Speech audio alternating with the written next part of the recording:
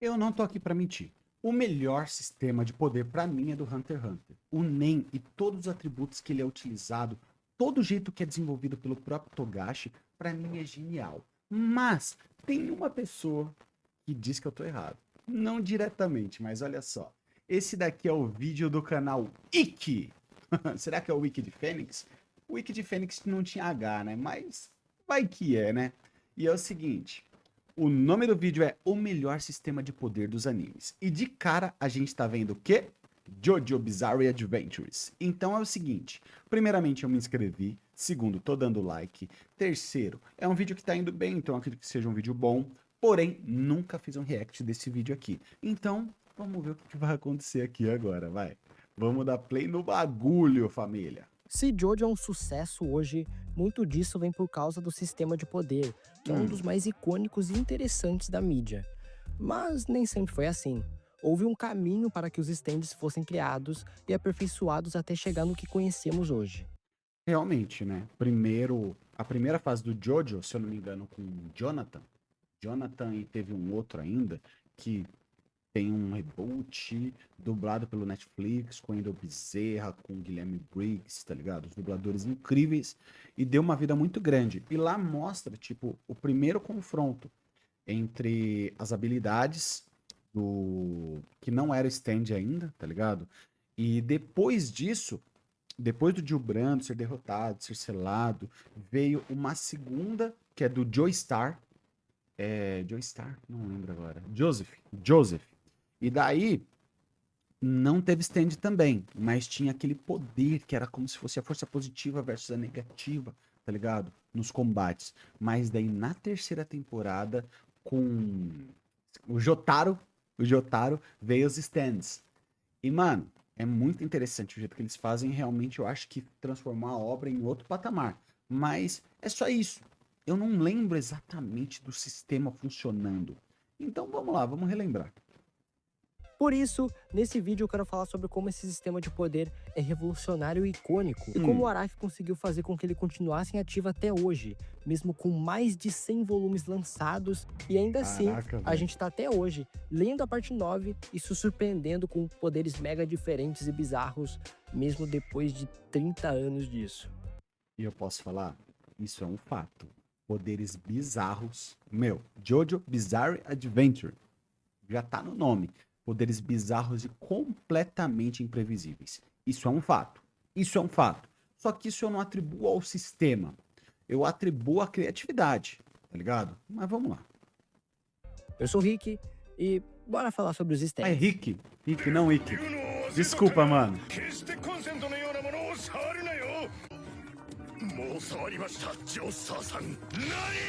Apesar do vídeo ser sobre os stands, eu acredito que contextualizar sobre o Ramon é importante. Ele foi criado para ser o sistema Ramon.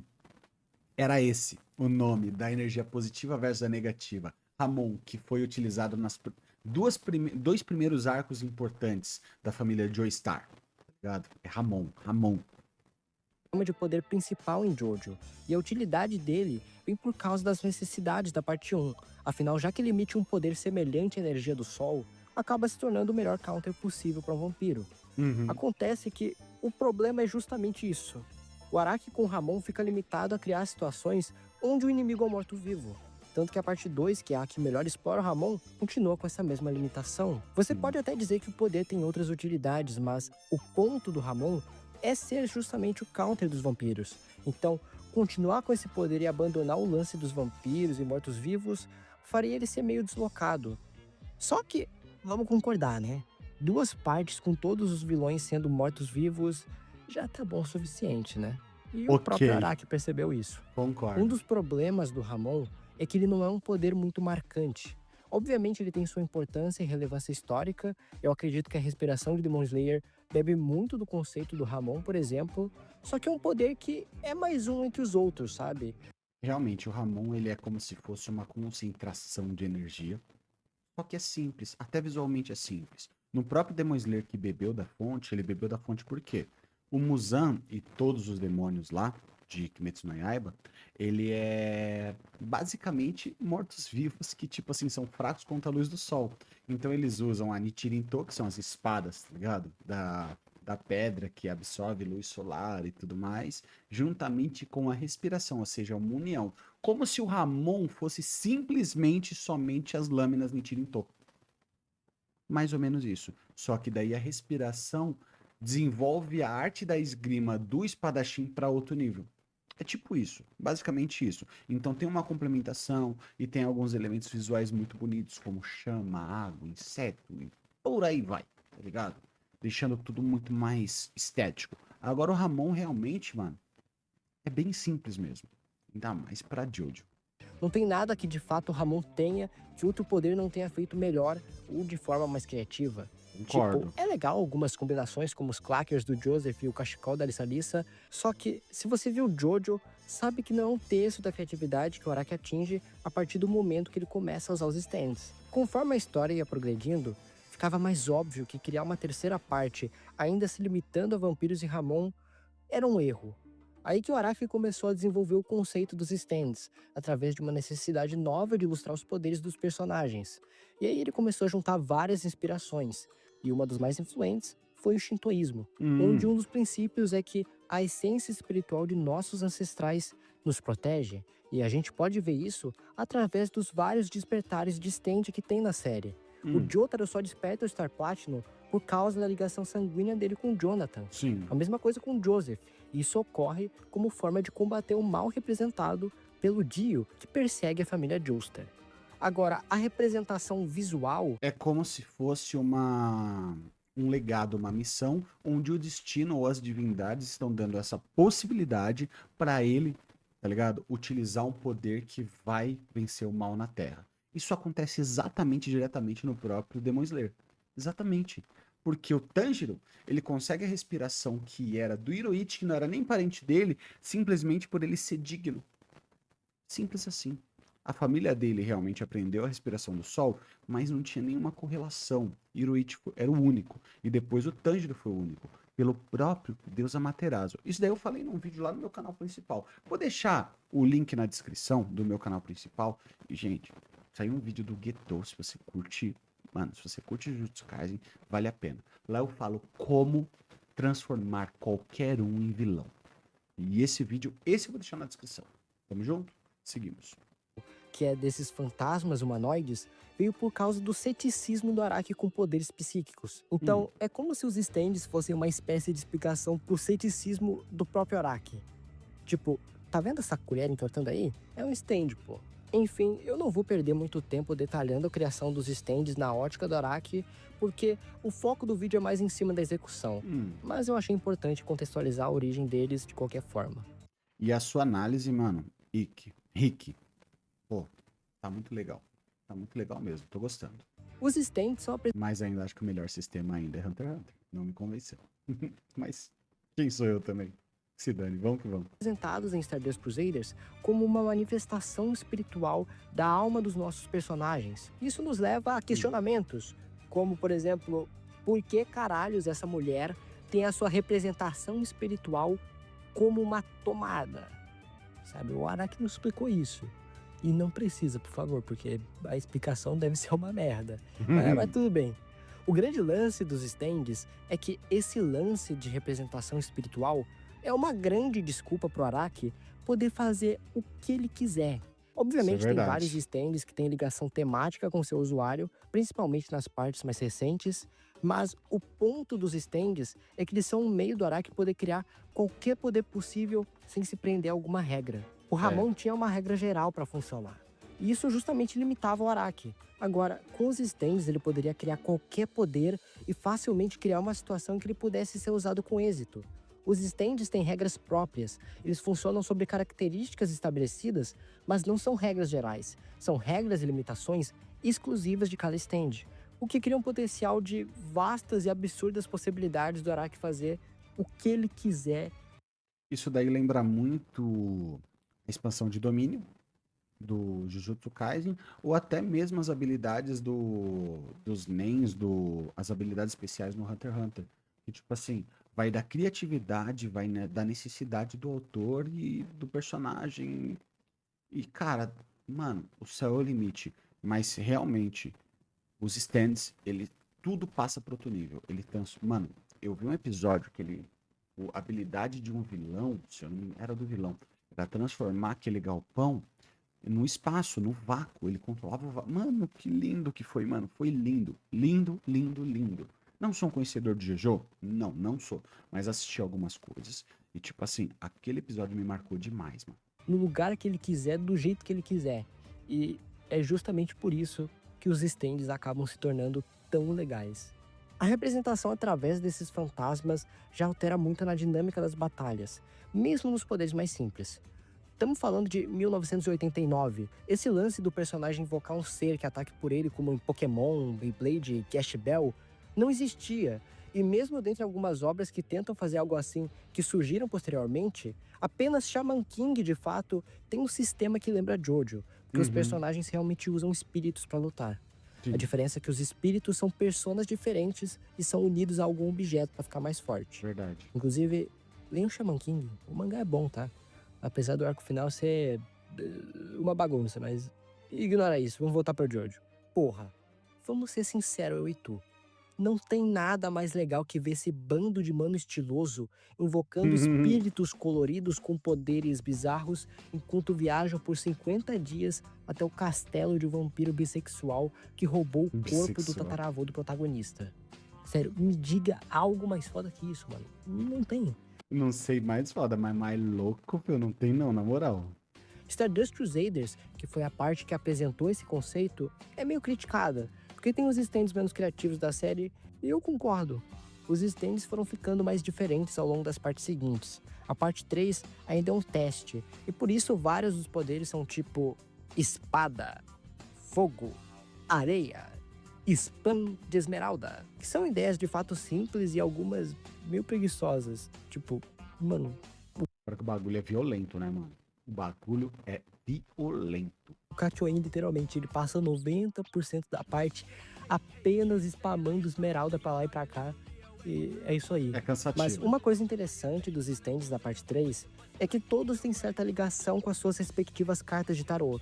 E embora isso não faça o stand ou o confronto necessariamente bom, agrega na temática e na estética da série. E isso já Sim. é legal. O Joseph tem um stand do Eremita que justamente representa prudência, sabedoria e orientação, e também a malandragem. E todas essas descrições Joseph caem no personagem do Bravo. Joseph, visto que ele é o guia do grupo. O stand que te leva para o mundo dos sonhos, o homem que te persegue através dos reflexos, o livro que vê o futuro, mas depende da interpretação do usuário. Você percebe que em meio a stands como carrapato gosmento e carro turbinado, tem ideias muito criativas e que já mostram como os stands, desde a parte 3, já tem um diferencial que destaca Jojo de 90% dos Battle Shonen. Porra, mano, pega o stand da Maria e compara com a maioria dos poderes de Kimetsu, Jujutsu, Boku no Hero, que seja. Não existe nada assim, sabe? São poucos os exemplos que tu pode citar que tem poderes criativos assim. E isso que o da Maria não é nenhum dos melhores de Jojo. Como a história é uma road trip pelo mundo, a gama de cenários é enorme e as situações que podem ser criadas em cima disso são incontáveis. O Araki nunca esteve tão livre para fazer o que queria, e por isso a própria parte 3 é uma grande referência a tudo que ele consumia na época. Tem episódios parodiando filmes de terror, Velho Oeste, suspense e por aí vai.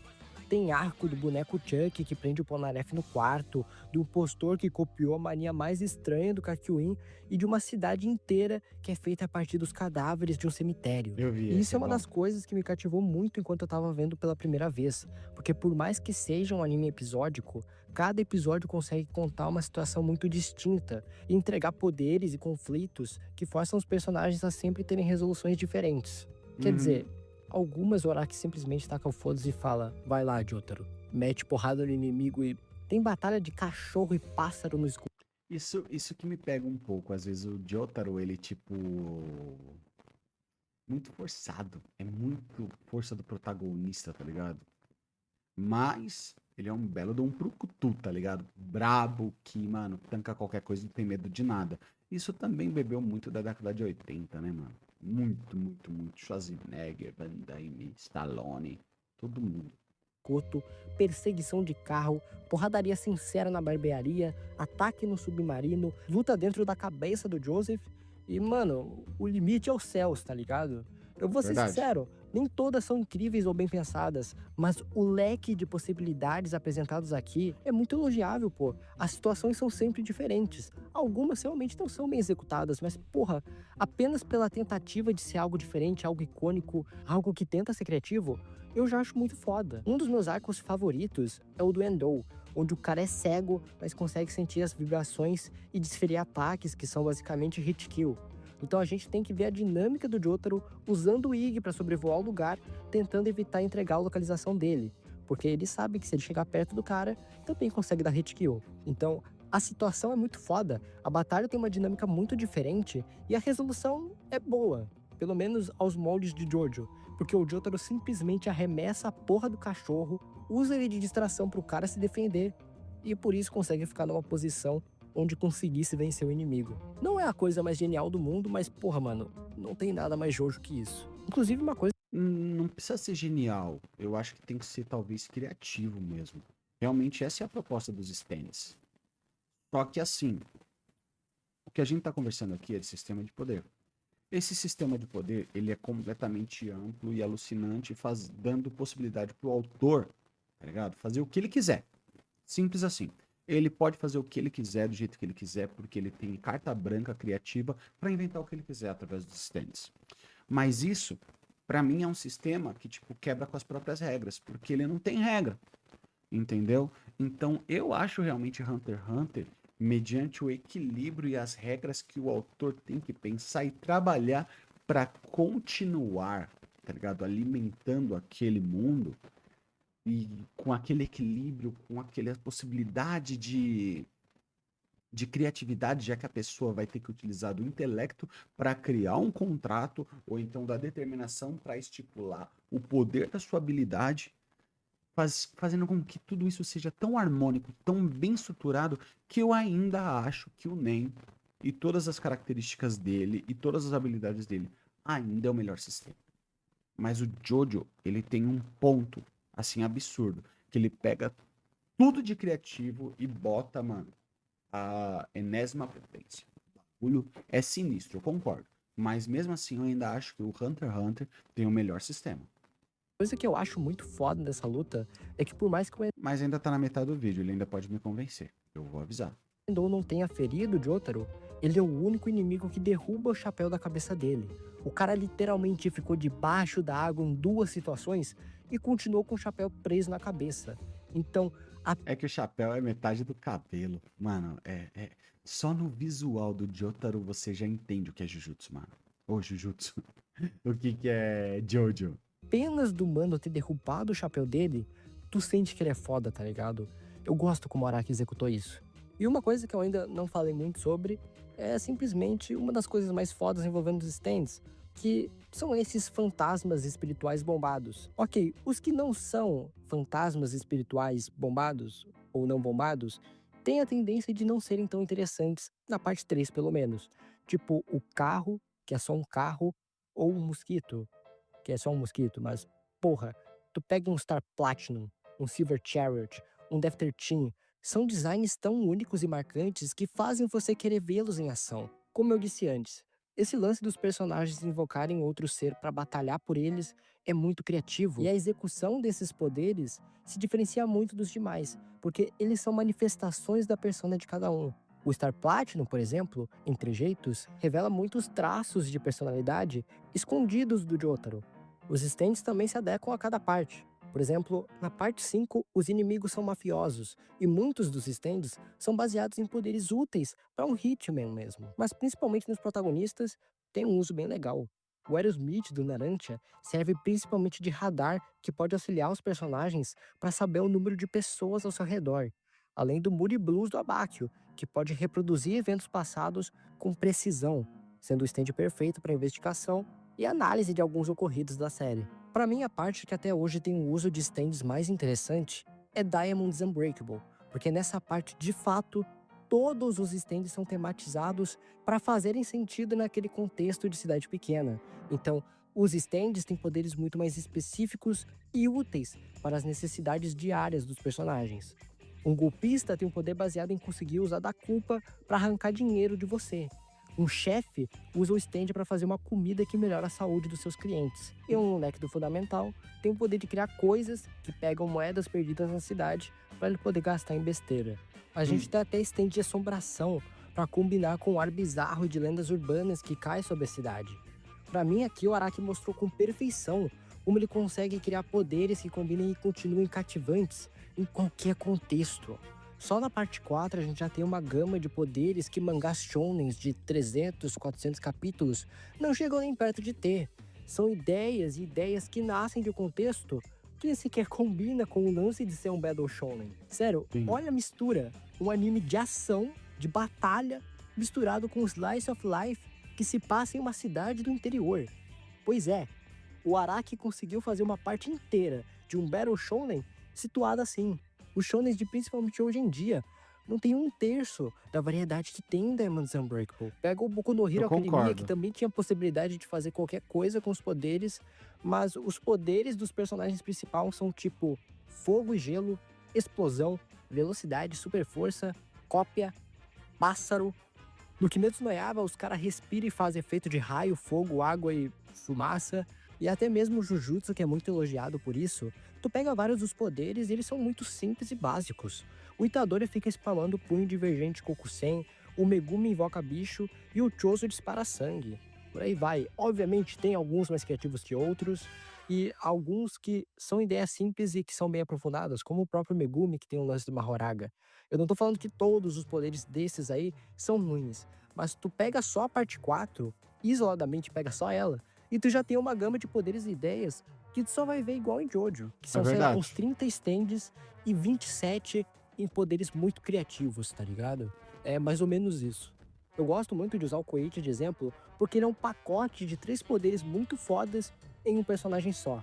Por exemplo, no ato 2 do Echoes, ele consegue tornar os efeitos dos efeitos sonoros lançados por ele em reais. Então, se ele escreve um efeito sonoro referente ao fogo, ele consegue te queimar.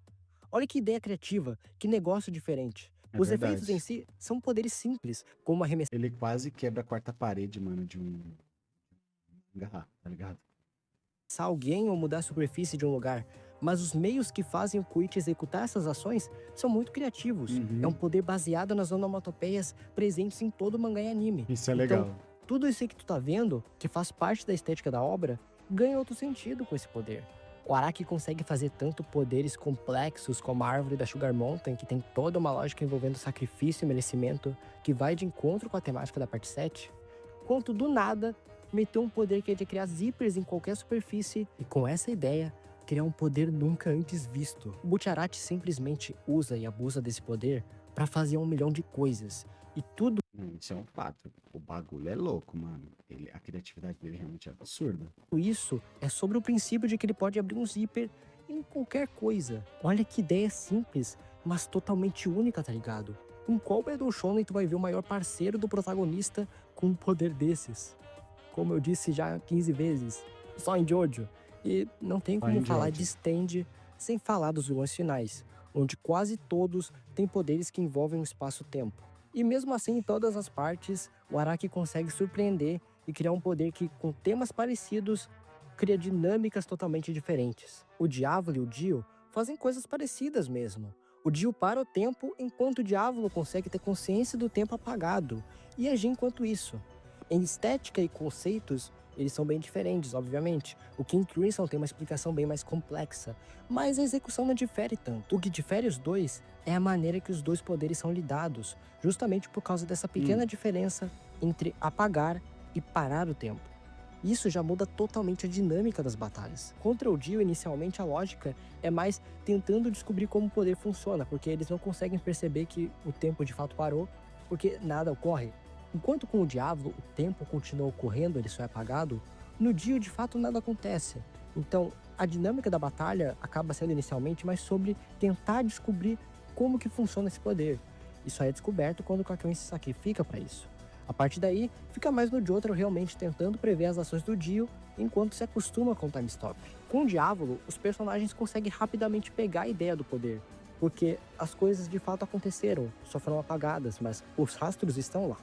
A lógica da luta fica em tentar reagir ao que eles fizeram no tempo apagado e como isso revela as dicas da localização do diabo Cara, muito doido, né, mano? e quem ele pode estar possuindo. Por isso tem todo o lance do Jonas se cortar para poder saber quanto e quando o tempo foi apagado. E todas as outras batalhas têm dinâmicas diferentes, mas com princípios parecidos. Eu quis usar o Diablo e o Jill de exemplo porque têm poderes tecnicamente bem semelhantes, mas que o jeito de agir de cada um mostra como as poucas diferenças já criam dinâmicas de batalha totalmente diferentes.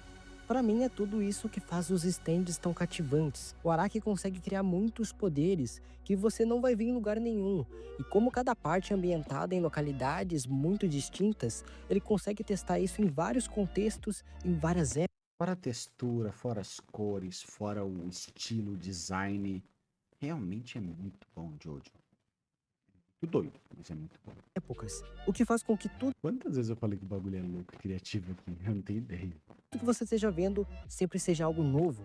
Eu tô lendo a parte 9 depois de ter consumido tudo isso e a história continua surpreendente e os poderes ainda são tão criativos quanto eram 20 anos atrás.